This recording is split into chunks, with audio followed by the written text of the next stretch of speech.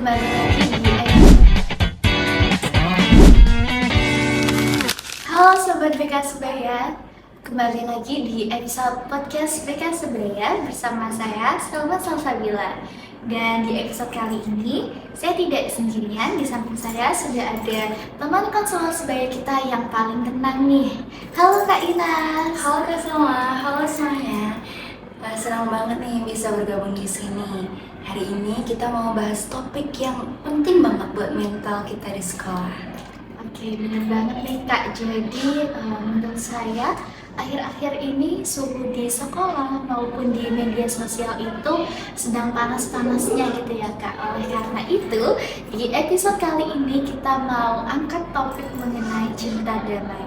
Tapi sebelumnya Kak, menurut Kak Inas sendiri di zaman sekarang ini apakah orang yang damai itu masih relevan atau tidak? Atau justru dia kelihatan lemah karena dia tidak berani melawan? Nah, ini Kak, poin utama yang sering disalahpahami oleh orang-orang. Banyak orang yang mengira bahwasannya kita yang memilih untuk damai itu berarti kita menerima apa saja yang diperlakukan oleh orang lain. Padahal menurut saya cinta damai itu merupakan skill di mana kita mampu untuk mengatur emosi kita dan kita tidak mudah untuk tersulut emosi kita. Oke Kak, jadi orang yang damai itu dia sedang menahan kekuatan yang ada di dirinya gitu ya Kak? Bisa dibilang seperti itu Kak. Coba bayangkan lebih mudah yang mana? Langsung marah-marah ketika kita kesal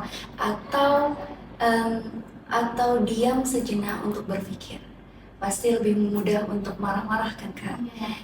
Jadi sebenarnya kita yang memilih untuk damai itu merupakan orang yang mempunyai kontrol diri yang lebih kuat, bukan berarti lemah seperti itu. Oke, jadi seperti pahlawan yang memiliki kekuatan tapi hanya digunakan di saat-saat tertentu ya Kak, di saat memang dibutuhkan seperti itu.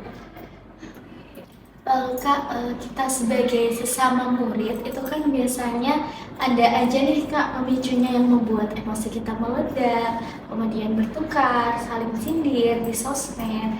Apalagi mengingat kita masih remaja yang masih labil gitu ya Kak. Nah, dari Kak Ina sendiri ini ada solusi atau enggak tips gimana sih caranya supaya kita tuh enggak langsung meledak di saat kita emosi gitu Kak? Saya ada rumusnya nih Kak Salma, yaitu 3D. Yang pertama diamkan, dinginkan, dan dialog.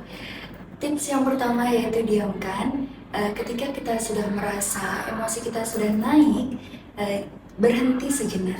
Jangan ketik apapun, jangan bicara apapun.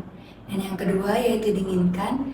Beri waktu dirimu untuk berproses, sekitar 5-10 menit mungkin Kak.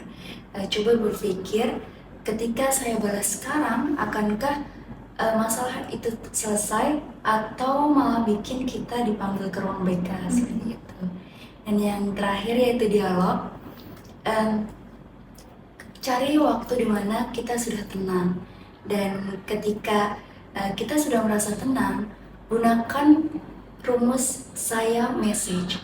Contohnya, saya merasa kurang nyaman ketika kamu berbicara seperti itu. Bukannya malah ngomong yang kayak kamu tuh nyebelin banget ya, kayak gitu. Mungkin itu terlihat simpel banget Kak, tapi efeknya kalau bicara tuh benar-benar besar sekali. Oke Kak, jadi kita jangan menyerang pribadinya gitu ya Kak. Karena kalau kita menyerang pribadinya, yang ada masalah itu tidak terselesaikan. Seperti itu ya Kak Inas. Wah, tidak terasa ya Kak Inas, episode podcast Sebaya kali ini udah mau berakhir aja nih. Apalagi di episode ini benar-benar membukakan mata kita bahwa untuk menjadi orang yang damai itu butuh mental yang baja. Saya ucapkan terima kasih banyak kepada Kak Inas yang sudah berbagi banyak cerita dengan kita semua di episode podcast kali ini. Sama-sama Kak Salma. Buat teman-teman yang mau curhat, pintu konselor sebaya selalu terbuka untuk kalian. Nah, itulah tadi episode podcast Sebaya Cinta Damai kali ini. Jangan lupa tetap damai, tetap tenang, dan selalu sebarkan energi positif untuk semuanya. Stay cool, stay peaceful. See you!